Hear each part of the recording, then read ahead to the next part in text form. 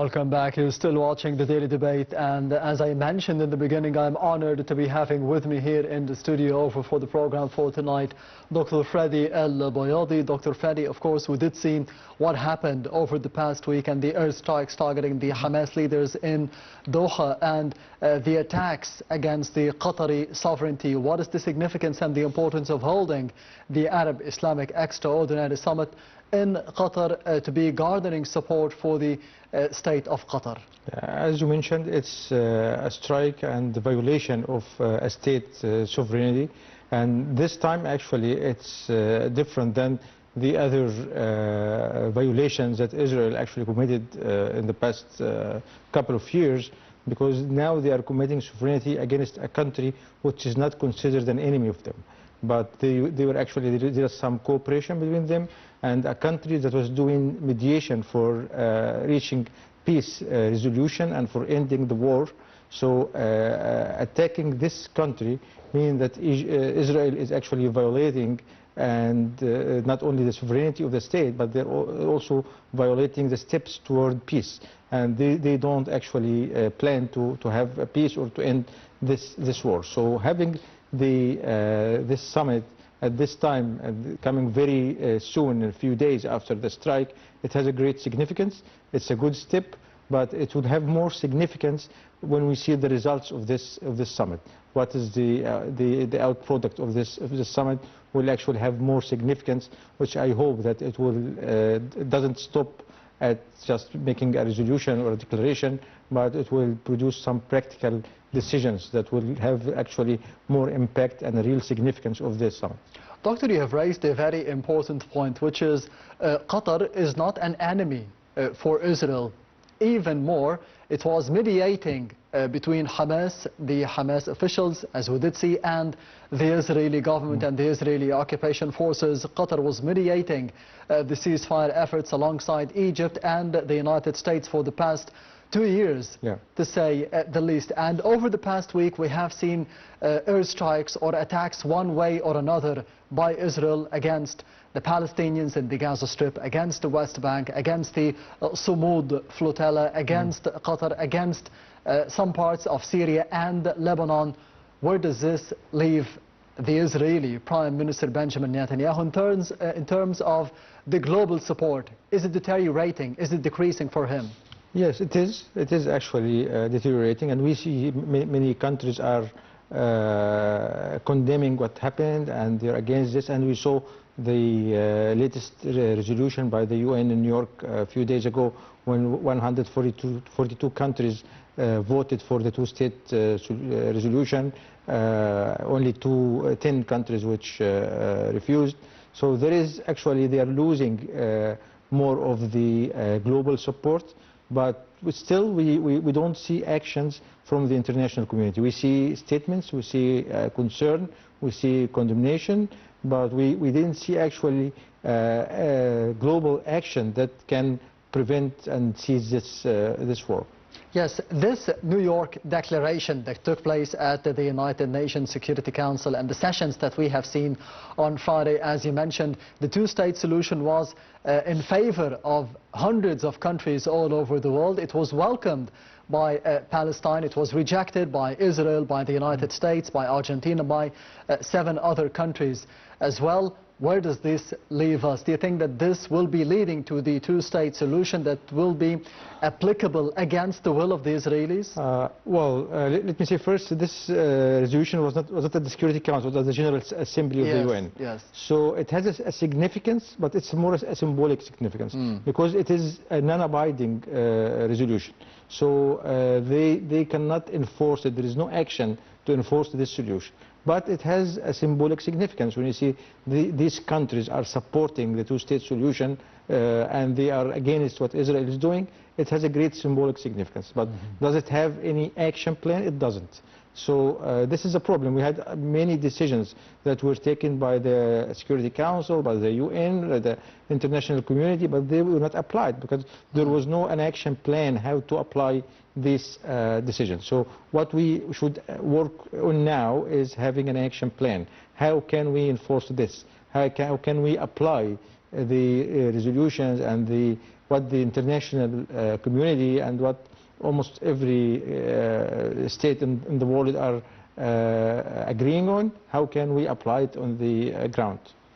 And this leads us to the statements by the Qatari Foreign Minister Mohammed bin Abdulrahman Al Thani, stating that this is a clear violation for the international laws. Those are considered double standards, as we have seen over the past 2 or 3 years, sanctions being applied against Russia, for example, because of their conflict with Ukraine, but none were applied against the Israelis. When can we be listening to the truth that those are double standards and we need at least one rule to be applied to everyone?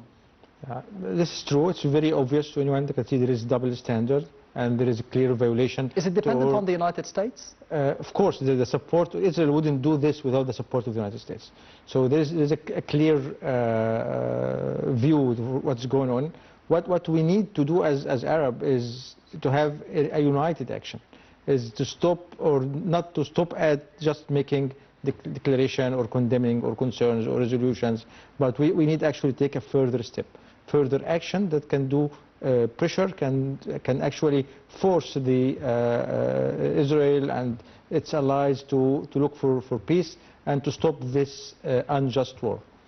On the other hand, we have seen a phone call conducted by President Abdel Fattah al-Sisi to the Emir of Qatar, Tamim bin Hamad Al Thani, showing support, showing solidarity, not just on the official level, but on the popular level as well, between Egypt and Qatar. What does this say about the bilateral relationship between both countries, Egypt and Qatar? Especially, as I mentioned, we had mediation efforts in collaboration between the two states for the past 2 years, between the Israeli occupation forces and the leaders of Hamas. Of course, this communication between the Egyptian president and the Qatari leader is of great significance, because Egypt is a key player in the region, and it's a significant country, and we are expressing in direct and indirect ways that any violation of Qatar's sovereignty is a violation to Egypt's sovereignty, is a violation to all the region's sovereignty.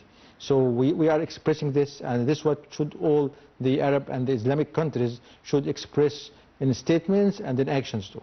How did you see the response of His Excellency President Abdel Fattah al-Sisi to the whole situation in the Gaza Strip, to all the attacks being carried out by Israel, and some proposals by the United States as well and the American president to be relocating the Palestinians from the Gaza Strip into Egypt, into Jordan, all those developments that took place over the past 2 years? Yeah, actually myself and the Egyptian Social Democratic Party I represent, though we are an opposition party, but we supported all the steps that were taken by the Egyptian administration, by the president. We support all this, the plan, the stance that we are taking to support the Palestinian rights, to mediate for peace, to reject and refuse the trial to force migration or even voluntary migration, any way of migration of Palestinians from their own land.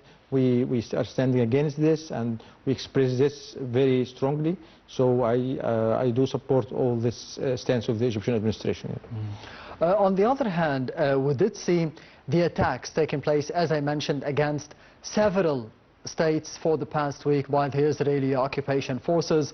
But the attacks against the Hamas leaders in Qatar, there will be the Arab Islamic Extraordinary Summit that will be held in Doha. Do you think that this will be leading to some sort of steps to be ending the genocide war against the Palestinians in the Gaza Strip, to be raising awareness not just about Hamas, it is more about the attacks taking place by the Israelis sporadically all over the Middle East? Sure, it's not about Hamas, it's about violating sovereignty of a state, committing assassination or attacks on individuals in another state. This is against all the norms, against all the international laws, and it has to be condemned, it has to be taken action against. There are many actions that has to be done and taken by the countries. The fast movement and having this summit very soon after the strike in Doha is a real significant step, and I'm looking for tomorrow's results for actually more action plan and more significant results for this summit. If it's not about Hamas, why do you think there is no deal between the Israeli government, the Israeli occupation forces, and the Palestinian Fatah movement and the president of Palestine, Mahmoud Abbas, for example, away from Hamas? I don't think that even if the Palestinian people, they might disagree in some matters, in some parts, but when they come to the Israel as an enemy to Palestine, they are united in this, and they are standing in the same place, because it's an enemy actually now. It's not only against Palestinians, but it's actually threatening the whole region, the stability of the whole region. So why the Palestinian president was not granted permission to be attending the United Nations General Assembly and the New York Declaration? This is another question actually that has been asked to those who grant the permission. And this is what was very, very weird to see that the Palestinian president is not allowed to attend the UN meeting at this very critical time. We have seen the participation of Foreign Minister Badr Abdulati today in the preparatory meetings of the extraordinary Arab Islamic Summit in Qatar, in Doha, and the number of meetings taking place between Foreign Minister Badr Abdulati and his counterpart from Pakistan, for example. What is the importance of the Egyptian diplomacy in solving the situation in Palestine in general and the Gaza Strip in specific? Egyptian diplomacy has been involved in this Palestinian conflict with Israel and with the peacemaking in the region. It's a long history that Egypt has been actually taking a significant role in, and still playing a very significant role in making peace. And all the world understand that to really have stability in the region and to have peace in this region, it cannot be done without Egypt is in the middle of this. So Egypt's role is very important, and having other strong countries actually coming and sharing in this summit gives a very strong significance to the summit. Yes, the Egyptian diplomacy, of course, is of paramount importance, but looking back at what happened in the past week, the aggression by the Israelis against the Palestinians, the Israeli attacks against several parts in the Arab world and the Middle East. What does this say about the strength of Egypt on the military level? Well, it's very clear that Israel is escalating the violence, escalating the violation of all the international rules, of the humanitarian norms. And Egypt is powerful military and strong army is actually a backup for peace. And I believe that we need a strong military to protect our peace. We are not actually a country that's looking for war, but we should be actually able to protect our nation. And Egypt is, I believe it's the strongest Arab country with the strongest military, and we should be actually another way of looking for actual cooperation with the other Arab and Islamic countries in the region. And now they see what happened in Qatar. They should learn the lesson that actually no one is safe from attacks, even if they were allies to Israel or to the States. They are not safe from having attacks or violating their own sovereignty. How do you see the situation for Israel from within? Because there are divisions politically and demonstrations and protests against the Israeli Prime Minister Benjamin Netanyahu. Do you think that this will be forcing his hand into negotiating, to be forcing him into accepting and implementing what has happened and the proposals by Egypt, by Saudi Arabia, by Qatar, by the United States to be leading to a ceasefire and possibly a permanent truce? Well, it depends on the result of this summit.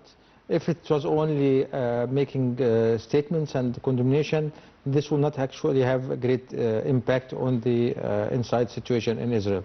But if we saw real actions and boycotts and threats against Israel and its allies, this will actually it can influence and impact negatively on Netanyahu's popularity and his situation inside Israel. Yes, the genocide war of the Israelis against the Palestinians for the past 2 years have resulted in more than 60,000 killings in the Gaza Strip, and of course the infrastructure was destroyed in the enclave of the Gaza Strip. But regarding the developments that took place for the past week, we did know that Egypt, Qatar and the United States, they were mediating between Hamas and the Israeli occupation forces or the Israeli government. Where does this leave us in terms of the negotiations? Do they stop now following the attacks against Qatar and the targeting of Hamas leaders within Doha? You cannot have negotiations while you are attacking me. You are having, we are sitting at the table with the delegation for to seek how to reach a peaceful resolution, and you are attacking those who are negotiating for peace. So it doesn't make sense to continue this until there is actually strong pressure, and there is actually strong pressure tools that will be applied over Israel and its allies, and then you can sit for negotiation. But if you just stand at making statements, Israel can sit on the table for negotiations while they're escalating the violence on the ground.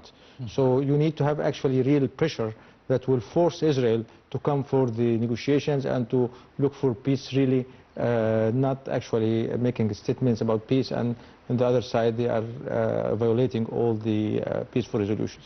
The joint initiatives and the proposals that we have heard of for the past, I wouldn't say 2 years, but maybe for the past couple of months, presented by Egypt, by the United States, by Qatar, even by Saudi Arabia and the Arab League. What is the stumbling block to be implementing them? Is it the arrogance of the Israelis, or some conditions by Hamas to be having a longer and lasting peace for the, not just the Gaza Strip, but for the Middle East in general? I believe it's the arrogance of not only the Israelis, but the arrogance of one person, Benjamin Netanyahu. It's because there are actually many Israeli politicians and Israeli parties against what Netanyahu is doing. But he finds this is a way of his safe presence and safe staying in power, is to continue this unjustful war. So it has actually, this is the main stumbling block. If he's actually looking for peace, they should stop the aggression of violence, stop the genocide, stop the war, and then they can negotiate what they want. And I think then there can be pressure on the other side, on Hamas, to offer some compromise to continue the peaceful resolution. But you cannot actually ask for a peaceful resolution while you are keeping escalating the violence. In terms of coordination ahead of participating in the extraordinary Arab Islamic Summit in Qatar, Foreign Minister Dr. Badr Abdulati held or conducted a number of phone calls with his counterparts from Saudi Arabia, Turkey and Pakistan. Big countries on the political and the military levels. It's not just about the Arab world now, it's about the Islamic world as well. How do you see this as a leverage of having a new start, a new turning point in terms of the negotiations between the Israelis and the Palestinians? These countries are strong countries, the Arab or the Islamic countries, and they have to produce strong decisions from this summit, and they have actually their tools. And I'm not asking about having a war now, but at least to have powerful decisions. They have the tools of the already some countries have security cooperation with Israel, have economic agreements and economic cooperation and treaties, and they should stop this. They should boycott any economic relations. They should stop any security cooperation, and this can be actually pressure tools and leverage on Israel, so that they put a pressure and force Israel to look for peaceful resolution. Other than that, they will not actually respond, and they will keep escalating the war. And I believe this is a golden chance for the Arab and Islamic countries to express real powerful stance and real powerful decisions this week. Before the election in the United States and the President Donald Trump coming back once again for another term as the President of the United States of America, he said that he could be ending the war between Russia and Ukraine within 24 hours, something that he has failed to do. The other thing is that he could be stopping the war in Palestine, that he could be stopping Israel. Where does this leave the President of the United States of America following those statements and his failure to be coming good with his words? Probably this is what the campaign promises. They're not always fulfilled. And these are some of the things that were promised, as you mentioned, at his campaign. But we saw it's not fulfilled. And, but on the other side, we see it's escalating. There's more violation and more aggression. But does he have the intention to be ending them? Both of them, both conflicts? I cannot actually judge his intention, but I believe he should have this intention, because Egypt and most of the Arab and Islamic countries in the region has been for a long history as the allies camp for the states, and they were not enemies to the states. So to keep this good relation that actually both sides need them, the Arab and Islamic countries and the United States need this good relation to continue. So I believe they should actually, the United States, they should have real intention, they should have real interaction, and because they are the country that have the influence and who can actually put the strong pressure to stop this war. They have the influence, but they are also funding the wars. They are funding the war for Ukraine against Russia. This is the money of the taxpayers from the United States of America, and they are funding somehow or supporting somehow the war, the aggression, the genocide war from the Israelis against the Palestinians. Do you think that this will be leading to decreased support from within to the U.S. president? I believe in the state there's division in this. Some people actually are supporting Israel, and you see they are doing self-defense. But I believe by time people find out that this is actually, there is no self-defense in this way. There is no self-defense in genocide and killing the children and demolishing villages and houses and killing civilian people. There is no such self-defense in this way. So I believe some people actually are changing their stance, and we saw this within the States, within European countries. Many European countries actually expressed strong decisions, like Spain recently, and this is actually part of our party's international cooperation with the Socialist International organization, where Spain is heading this organization, and we actually were playing a role in expressing what's going on. So the international stance is changing by time, but it's slowly changing, and we need to have more stronger stance from the international community to stop this. Yes, the international community and the reaction of it against the Israeli genocide war against the Palestinians in the Gaza Strip, and even more recently in the West Bank as well, in terms of building new settlements against the will of the Palestinians. But we have seen France as well stating that they will be confirming the recognition of the two-state solution, the right of the Palestinians to be having an independent Palestinian state. Spain, for example, Norway. So big European countries are stating that this is against the international law.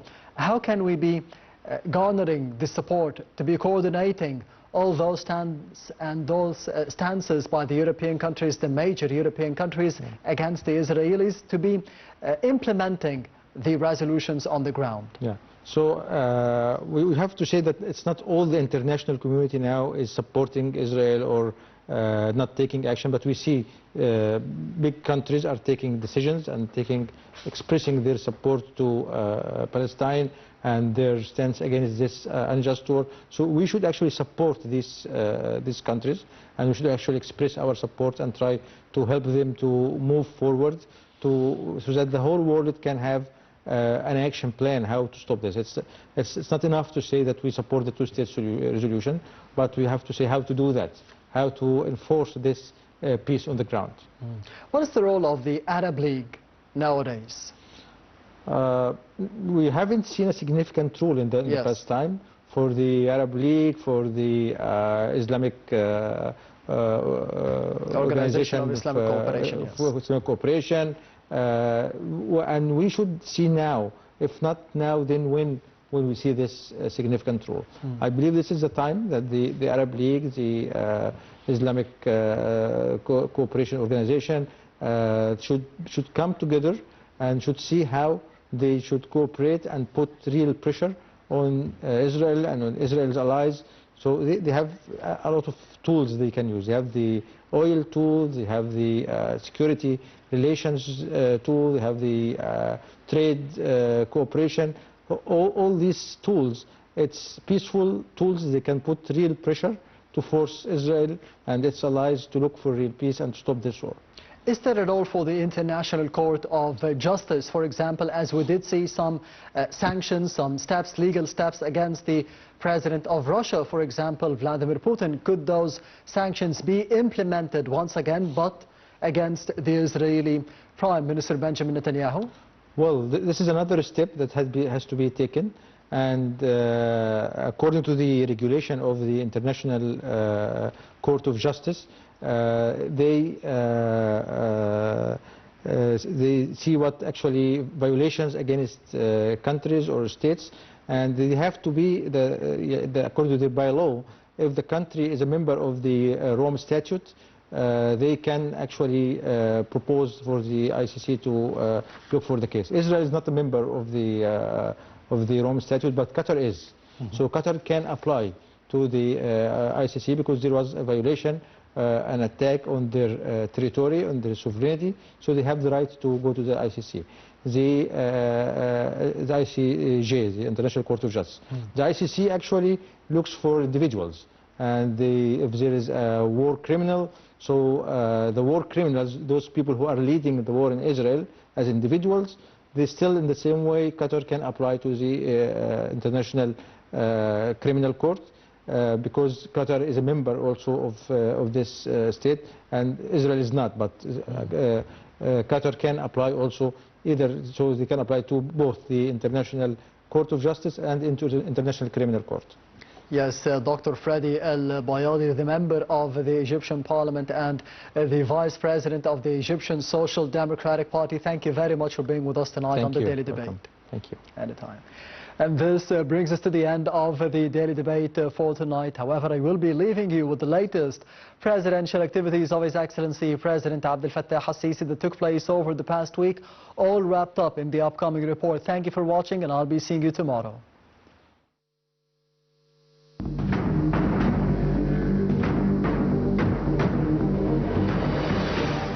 President Abdel Fattah al-Sisi reviews the performance indicators of the comprehensive health insurance system and the implementation status of the project's second phase. President Abdel Fattah al-Sisi reviews developments in the mining sector and mechanisms for attracting and stimulating foreign investment in this vital sector. President Abdel Fattah al-Sisi received Admiral Brad Cooper, the commander of the U.S. Central Command, at Al-Ittihadiyya Palace. President Abdel Fattah al-Sisi participated virtually in the extraordinary summit of heads of state and government of the BRICS member states. President Abdel Fattah al-Sisi receives Abbas Araqchi, Minister of Foreign Affairs of the Islamic Republic of Iran, at Al-Ittihadiyya Palace.